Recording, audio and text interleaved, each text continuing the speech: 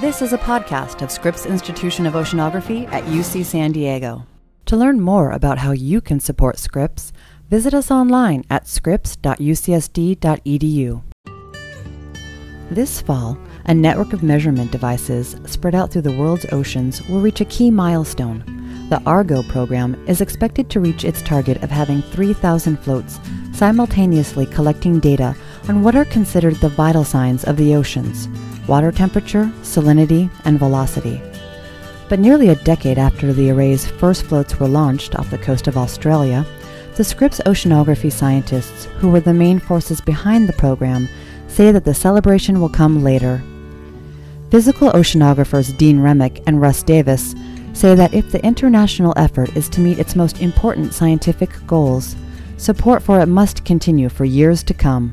We have weather balloons that fly up through the atmosphere measuring temperature and humidity, and by having these in many places, in many nations, we get data from around the globe, where people are at least, and from that data we can put together a picture of what the atmosphere is doing at any given time. Well, the idea of the Argo program is exactly the same thing except upside down. Instead of temperature and humidity, we measure temperature and salinity. Those are the things that determine density of seawater, and we try to get a whole picture of what's going on everywhere.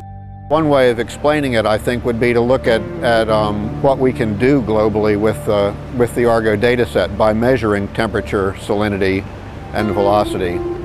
And for example, suppose we're interested in variability of sea surface height. Very high priority for understanding the climate system is to understand how quickly the ocean surface height is increasing and how that's distributed spatially. Well, there are two components to sea surface height. One is the density of the water column, temperature mostly, but also salinity. And the other is the distribution of mass in the ocean. More water in one place, less in another, because of ocean circulation.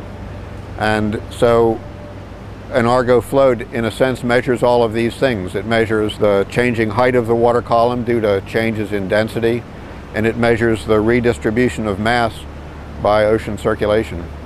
Even though Argo needs decades to reach its full potential, the network already provides immediate help to both climate researchers and to ocean forecast centers that are predicting the next El Niño event or the strength of the next tropical cyclone season. The Argo scientists are especially interested in what the floats can tell them about long-term cycles. Over time, the network will be able to track phenomena strongly influenced by climate change, such as changes in ocean salinity, which gives scientists clues about the rate at which the world's landlocked glaciers are melting. Even more important is what it can tell scientists about overall sea level rise. Everybody's sort of going, gosh, if I only had 10 more years, couldn't we make it go back? Find out how it was 10 years ago. And you know, at some point we will have enough information to really be able to see these very slow changes directly with this system. Sea level rise is caused by two phenomena. One is warming the oceans. When you warm a teapot full of water, eventually it overflows because the water expands, and the oceans are no different from that. The oceans have expanded by warming at a rate of something like 0.5 millimeter per year over the last 50 years. The other reason that sea level rises is because more water goes into the oceans when glaciers melt.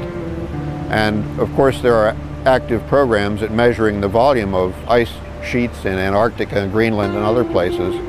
But in the ocean, when land ice melts and runs into the ocean, the salinity of the water decreases.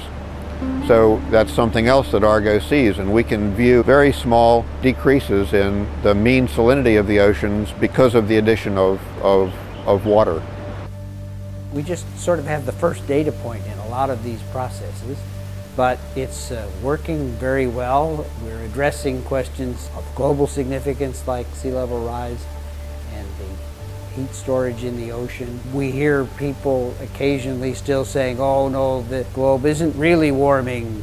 It's just because you're only measuring things at airports and where people are. Well, there are not very many people out there in the ocean, and the evidence that the ocean is getting warmer is unambiguous and is not subject to all this argument about heat islands and stuff like that. It's just getting warmer.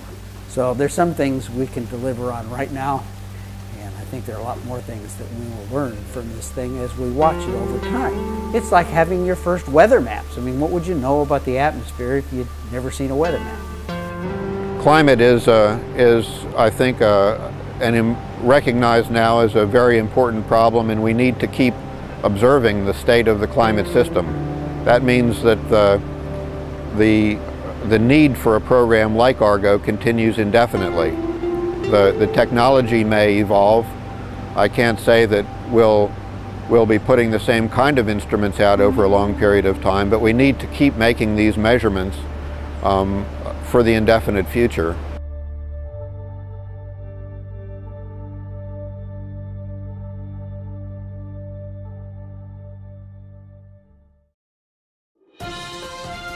This is Wendy Hunter Barker for Scripps Institution of Oceanography at UC San Diego.